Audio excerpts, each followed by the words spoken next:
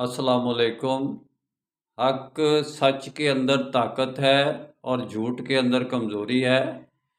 आप कहीं भी देख लें, हक और सच की आप हर मैदान के अंदर फ़तह है, और हक और सच की यानी कि झूठ के मुकाबले में झूठ पर बंदे को बेएतमादी होती है, कमज़ोरी होती है, उसके पाँव में लग़ज़श आती है, और झूठ पे आखिरकार झूठ आप मिलावट करें तो ये झूठ है, तो आपकी माल कितनी देर तक आपको फ़रोख्त कर सकते हैं। झूठ के अंदर वक़्ती कामयाबी है और कंप्लीटली नाकामी है, और बल्कि ज़ाहिर वक़्ती तौर पर भी कामयाबी नहीं होती। बाज़ औक़ात तो झूठ वक़्ती तौर पर भी पकड़ा जाता है, लेकिन सच के अंदर किसी किस्म की नाकामी नहीं है।